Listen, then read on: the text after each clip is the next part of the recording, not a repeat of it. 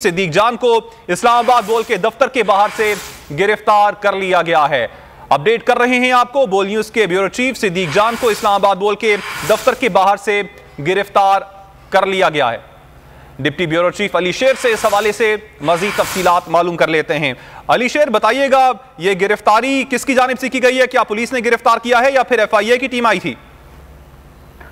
जी, सादा कपड़ों में कुछ लोग जो थे बोल न्यूज के दफ्तर के बाहर मुख्तलिफ जगहों पे टोलियों की शक्ल में खड़े थे। हमें इस बात पे शक गुजरा और हम बाहर खड़े थे कि अचानक पिछली जो गलियां हैं वहां से जो बिल्कुल बोल न्यूज का जो गेट है, जो दरवाजा है, सीढ़ियां हैं, वहां से आके उन्होंने सिद्दीक जान को और हमें घेरा। तो उस सिचुएशन में उन्होंने सिद्दीक जान को कवर अप कर लिया फौरी तौर पे और 25-30 से ज्यादा लोग थे जो मुख्तलिफ साइडों से पे थे।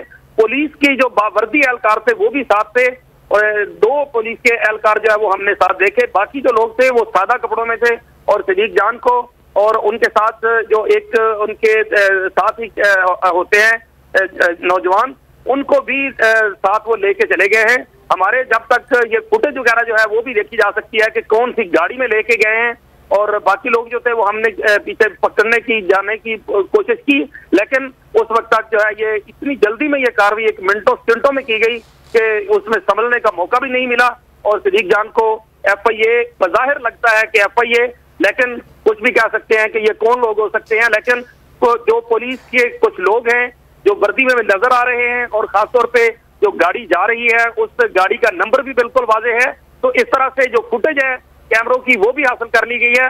बज़ाहिर तो यही लगता है कि इनको जो पहले FIR नोटिस वगैरह जो था उसके तनाजर में मुमकिन तौर पे ये कार्रवाई हो सकती है, लेकिन ये बिल्कुल इस्लामाबाद हाई कोर्ट के अहकामात की खुली खिलाफवर्जी है।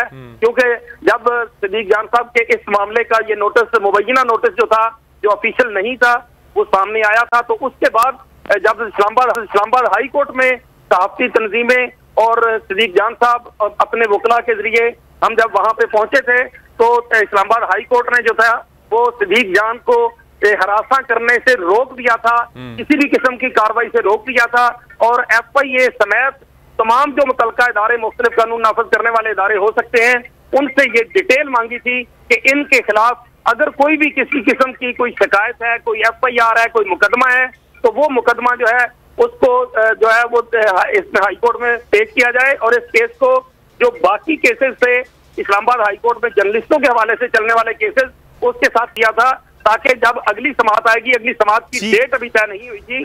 जब अली शेर आप हमारे साथ ही मौजूद रहिएगा। हमारे साथ बोल न्यूज के सीनियर एंकर पर्सन समी इब्राहिम साहब भी मौजूद हैं और पाकिस्तान तहरीक इंसाफ के रहनुमा फवाद चौधरी साहब ने भी हमें ज्वाइन किया है। आप दोनों का बहुत शुक्रिया। फवाद साहब, सबसे पहले आपकी जानिब आना चाहूंगा।